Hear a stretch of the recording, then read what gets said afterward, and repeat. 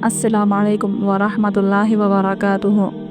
तो आज हम एक ऐसे मौजू पर बात करेंगे कि जिसका हमारे आमाल के कबूल होने या ना होने के लिए बहुत ज़रूरी है।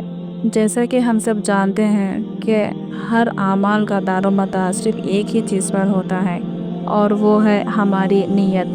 रसूलुल्लाह सल्लल्लाहु अलैहि वसल्लम ने फरमाया है, इन्नमल आमालु बिन्नियात, सारे आमाल नीयत से हैं। यानी अपने तमाम आमाल का दारोमदार यानी उनके कबूल होने या ना होने का सिर्फ एक ही शर्त है और वो है हमारी नीयत।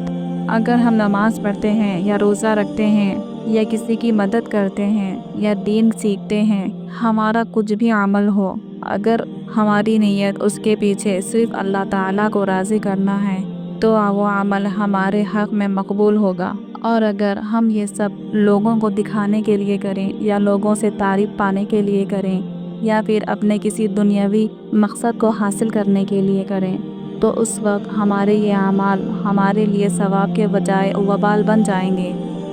अल्लाह ताला उन आमाल को हमारे हक़ में कबूल नहीं फरमाएंगे बल्कि ये हमारे हक़ में गुनाह कबीरा हो जाएंगे, यानी इसमें हम रियाकारी करने वाले बन जाएंगे। अल्लाह ताला फरमाएंगे कि तुमने जिन लोगों को दिखाने के लिए ये अमल किया है उन्हीं लोगों से इसका अजर ले लो, क्योंकि अल्लाह ताला हमारी ज़ाहिरी बातों के साथ साथ दिलों की बातों को भी बहुत खूब जानते हैं। तो दोस्तों, ये है हमारा 5वां क़दम दीन इस्लाम को अपनी ज़िंदगी में लाने का, यानी कि हम कोई भी अमल करें तो उसके लिए अपनी नीयतों को पाक रखें। कुछ भी अमल करने से पहले अपनी नीयत का जायज़ा ज़रूर लें।